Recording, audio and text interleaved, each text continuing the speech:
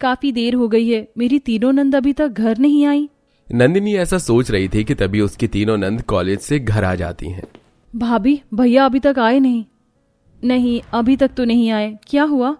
हमारे कॉलेज की टीचर ने हमें फीस जमा करने के लिए कहा है। अगर हमने समय पर फीस जमा नहीं की तो हमें कॉलेज से निकाल दिया जाएगा। ये तो बहुत समस्या की बात है। तुम्हारे भैया को तो अभी काम भी नहीं चल रहा। भाभी, अब हम तीनों की पढ़ाई का क्या होगा? क्या हमें पढ़ाई छोड़नी पड़ेगी? नहीं, ऐसा नहीं होगा। तुम पढ़ाई करोगी, तुम्हारी पढ़ाई के लिए फिर चाहे मुझे ही कहीं नौकरी क्यों ना करनी पड़े। ये सुनकर तीनों नंद चुपचाप मायूस बैठ जाती हैं। तुम तीनों को भूख लगी होगी, मैंने तुम्हारे लिए खिचड़ी बनाई है, मैं तुम्हें लाकर देती हूँ, खा लेना और उसके बाद पढ़ाई कर लेना। नंदिनी ऐसा कहकर रसोई में जाती है और तीनों नंद के लिए पीली खिचड़ी प्लेट में डालकर लेकर आती है। तीनों नंद चटाई पर बैठकर खिचड़ी खाती हैं, जिसके बाद वो तीनों पढ़ाई करने बैठ जाती हैं। कुछ ही देर बाद उनका भाई अरविंद काम पर से वापस आता है। अरे, तुम तीनों इस तरह उदासी भरे चेहरे लिए क्यों बैठी हो? कोई बात है तो बताओ। इनकी कॉलेज में फीस जमा होनी है जो अभी तक नहीं हुई है। अगर फीस जमा नहीं हुई तो इन्हें निकाल दिया जाएगा। अरविंद ये सुनकर कहता है, मालिक पैसे नहीं दे रहा। बहुत बोलने के बाद तो उसने मुझे ये राशन लायक पैसे दिए हैं, जिससे मैं बस राशन ही डलवा सकता हूं। अरविंद राशन वाले पैसे नंदिनी को दे देता है। इन पैसों से घर के अंदर राशन डलवा लेना। जब बाकी के पैसे मिलेंगे तो अपनी बहनों की फीस भर दूंगा। घर की परेशानियों को देखकर गरीब भाभी बहुत उदास हो जाती है। वो पैसे लेकर शाम को जब राशन लेने जाती है तो आधे पैसों का राशन लेती है और आधे पैसे बचा लेती है। फिलहाल तो इतने पैसों का ही राशन ले आती हूँ, बाकी के पैसे मैं बाकी के दिन के लिए रख लेती हूँ।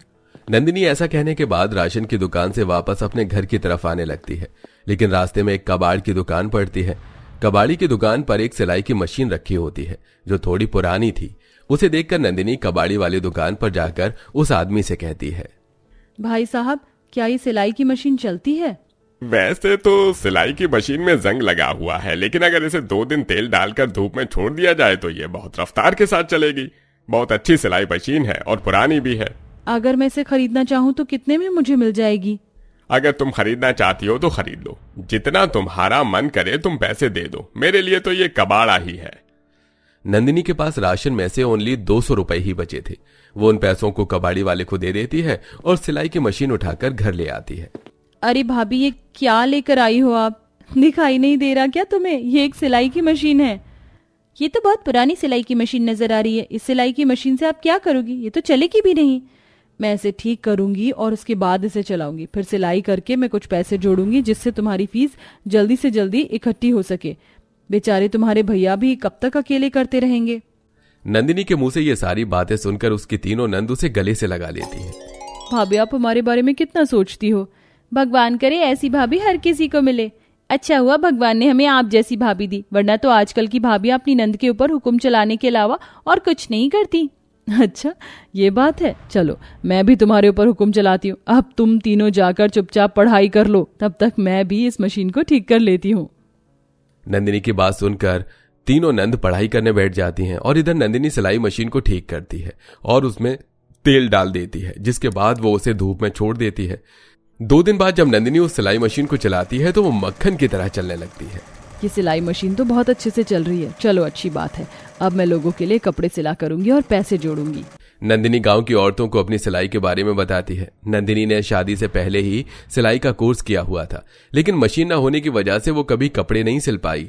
लेकिन अब जब उसके पास मशीन है तो वो गांव की औरतों के कपड़े सिलना शुरू करती है और उनमें बढ़िया बढ़िया डिजाइन डालती है, जिससे सभी को उसके सिले हुए कपड़े बहुत पसंद आते हैं।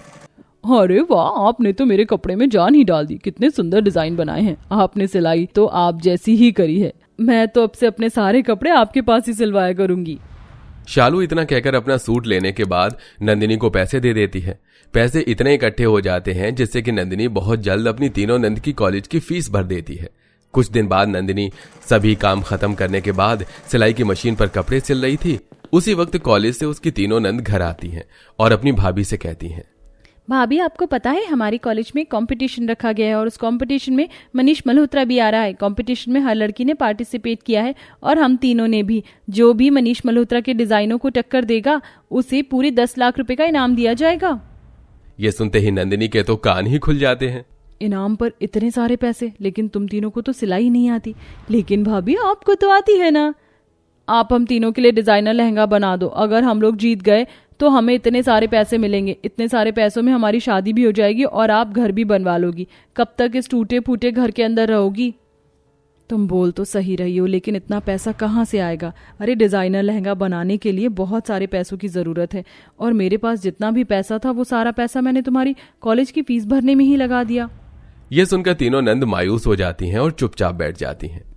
अरे तुम उदास क्यों होती हो? मैं अपनी पूरी कोशिश करूंगी कि मैं डिजाइनर लहंगा बनाकर कंपटीशन में तुम्हें जितवा सकूं। नंदिनी के इतना बोलते ही तीनों नंद उसे गले से लगा लेती हैं। अब दिन रात नंदिनी बस यही सोच रही थी कि वो मनीष मल्होत्रा की डिजाइनों को टक्कर कहां से दे, क्योंकि वो इतनी ज्यादा पैसे वाली तो थी नहीं कि जाकर मोती खरीद कर कोई लहंगा बना सके। एक दिन गांव के हैंडपंप पर पानी नहीं आ रहा था, तो नंदिनी पानी भरने के लिए नदी किनारे पहुंच गई, जहां उसे नदी किनारे छोटे छोटे सुनहरे प्यारे प्यारे पत्थर नजर आते हैं। कितने प्यारे पत्थर हैं, बिल्कुल जरगन की तरह चमक रहे हैं। वैसे इन्हें देखकर मैं सोच रही थी कि आजकल उर्फी जावेद किसी भी चीज से उल्टी सीधी ड्रेस बना देती है और वही फेमस हो जाता है। क्यों ना मैं भी पत्थर का जरगन की तरह इस्तेमाल करूं? कुछ हटके होगा तो क्या पता मनीष मल्होत्रा को पसंद आ जाए और मेरी नंद ये कंपटीशन जीत जाए। ऐसा सोचकर वो अपनी साड़ी के पल्लू में बहुत सारे अच्छे अच्छे पत्थर भरकर घर पर ले आती है। भाभी आप इतने सारे पत्थरों का क्या करोगी? अब बस तुम देखती जाओ मैं क्या करने वाली हूँ। नंदिनी ऐसा बोलकर एक साधारण कपड़ा लेकर उस पर जितने भी नदी किनारे से पत्थर लाई थी वो सभी लगाकर लहंगा तैयार करना शुरू कर देती है। देखते ही देखते नंदिनी पत्थरों का बहुत सुंदर लहंगा और ब्लाउज बनाकर तैयार कर लेती है और अपनी नंद राखी को पहनने के लिए कहती है। चलो नंद जी, शुरुआत आपसे ही करते हैं। पहले इस लहंगे को आप पहनकर देखो। राखी जब पत्थर से बना लहंगा पहनकर देखती है तो वो बहुत सुंदर और प्यारा लगता है। ये तो सच में बहुत सुंदर और प्यारा लग रहा है। ऐसे लहंगे की तो हमने कभी कल्पना भी नहीं की थी। देखना भाभी, अब तो कंपटीशन को हम ही लोग जीतेंगे। भाभी अब आप हमारे लिए कब बनाओगी लहंगा? कंपटीशन से पहले ही बना लूंगी, चिंता मत करो। कंपटीशन से पहले ही नंदिनी 3 लहंगे पत्थर के बनाकर तैयार कर लेती है, जिसके बाद वो अपनी तीनों नंद के साथ उनके कॉलेज में जाती है और उन्हें लहंगे पहनाकर तैयार करती है। चलो भाभी, स्टेज पर चलने का समय आ गया है। नहीं, तुम तीनों चली जाओ, मुझे तो घबराहट हो रही है। तुम्हारे कॉलेज के कितने सारे स्टूडेंट वहां बैठे हैं। आपको घबराने की जरूरत नहीं है, चलो कुछ नहीं होगा। जैसे ही एक के बाद एक सभी मॉडल स्टेज पर जाती हैं, सबसे आखिरी में नंदिनी अपनी तीनों नंद के साथ स्टेज पर जाती है और उनके पत्थर से बने लहंगे इतने सुंदर थे कि कोई अपनी नजर नहीं हटा पा रहा था। उनके लहंगे देखकर जोर जोर से तालियां और सीटियां बजने लगती हैं, जिससे नंदिनी का और भी ज्यादा हौसला बढ़ता है। तभी वहां मनीष मल्होत्रा आकर 10 लाख का चेक और अवार्ड देते हुए कहता है। कलाकार तो मैंने बहुत देखे, आर्टिस्ट भी बहुत देखे, लेकिन आप जैसा टैलेंट मैंने आज तक दुनिया में नहीं देखा।